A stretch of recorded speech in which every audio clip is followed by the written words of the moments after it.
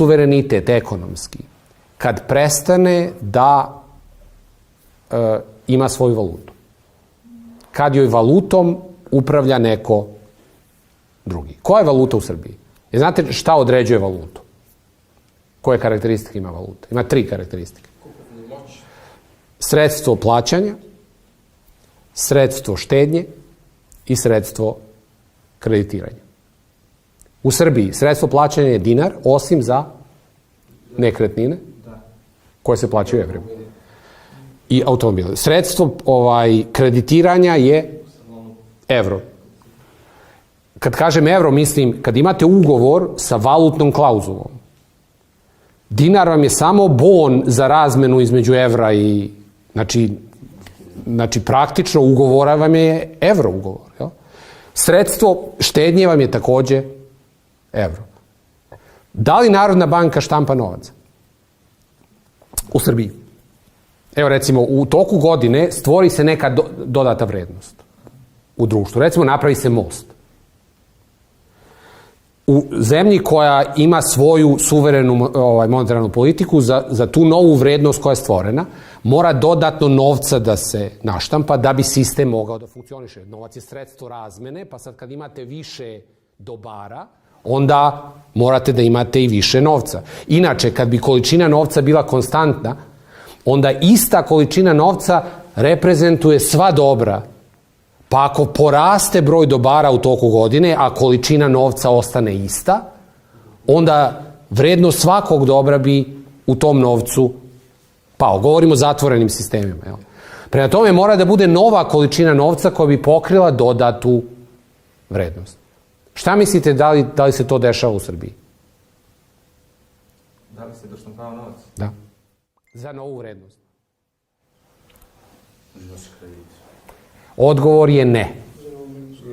Hoćete da se nadovežete nešto da pričate o novcu koje banke stavljaju putem... Pa da dodam, praktično ono što ceo bankarski sistem u svetu je napravio, da zemlje više ne vode ovakvu monetarnu politiku, nego da svu monetarnu politiku vode na glavne svetske valute, tako da kad se napravi most, novi novac u sistemu dobijete tako što vam sa strane uđe neki evro u vidu duga i novčana masa vam se u Narodnoj banci povećava tako što Narodna banka služi kao menjačnica između evra i dinara.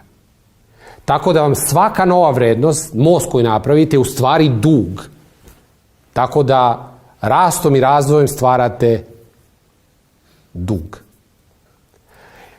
Zemlja koja ovo ne radi je recimo Kina.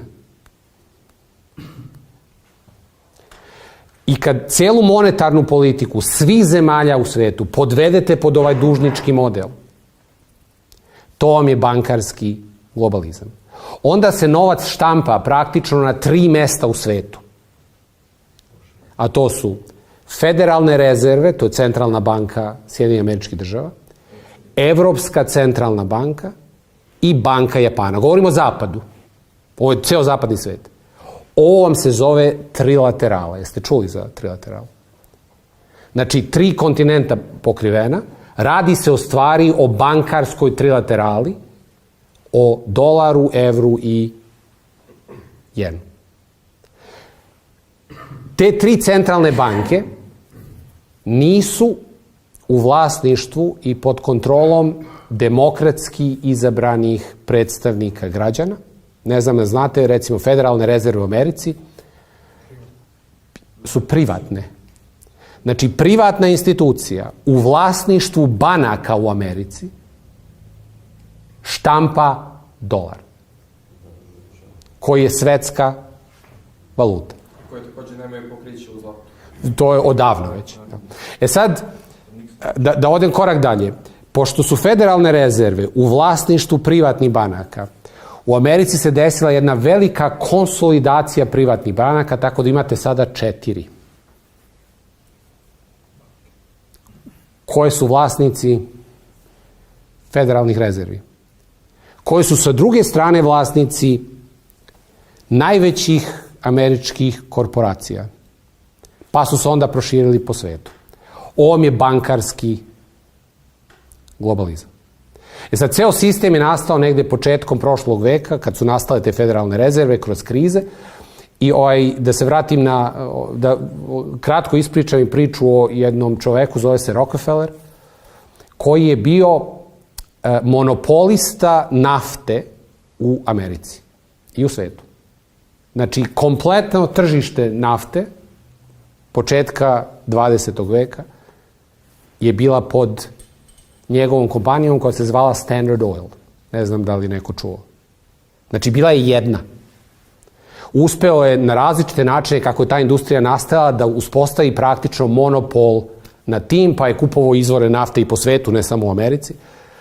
I onda je američka država se umešala i razbila taj Standard Oil, razbila mu monopol na neki 19 ili 20 kompanija po Americi rasutih, a on je svoj kapital prebacio u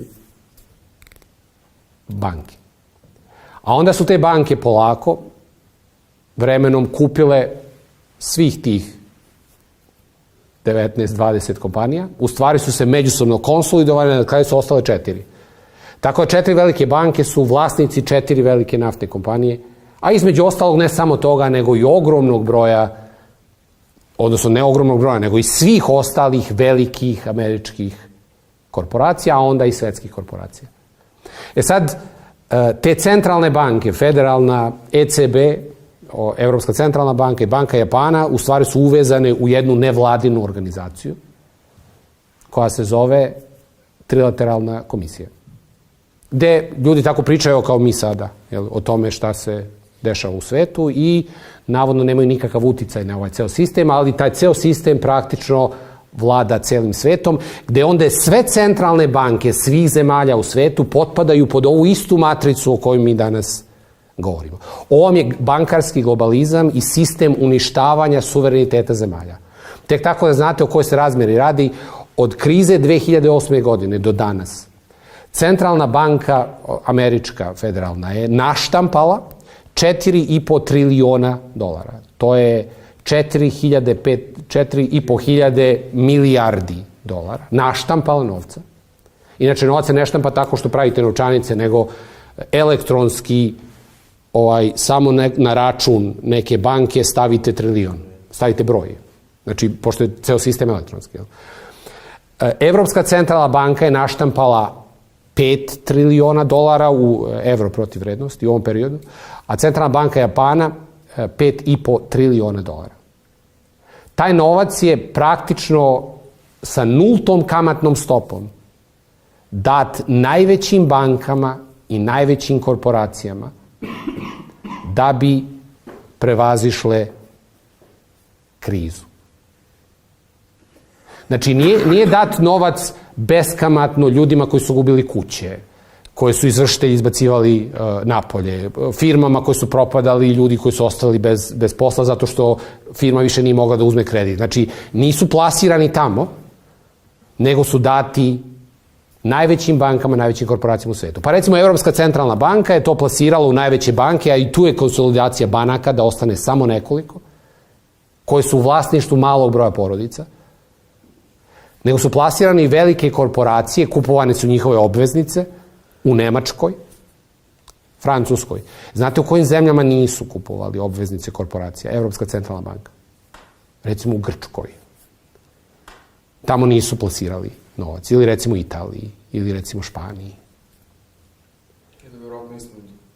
Pa i Island je mala zemlja koja se samo oduprla tome, ali pošto u Islandu znaš koliko ljudi živi tamo?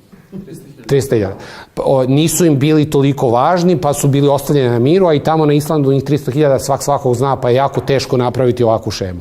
Doduše, Milo bi to uspeo, ja sam siguran, Đukanović, ali nemaju valjda takvog.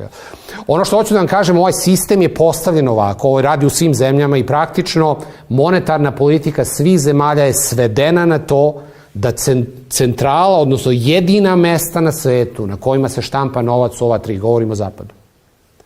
I sukob koji postoji unutar Zapada, pošto ima ljudi koji ovaj sistem vide i ne žele ga u svojim zemljama. Jer ako ću da uđem u Ameriku, ovaj sistem koji postoji u Americi nije u interesu ljudi koji žive tamo. Jer možete da pogledate, recimo, u posljednjih 10 godina srednja klasa siromaši. Ljudi žive sve teže, svuda. Ovaj bankarski globalizam košta sve zemlje jer praktično urušava demokratiju. Tako da jedna od prvih stvari koje treba da uradite da bi izašli iz tog začaranog kruga je morate da vratite svoju valutu.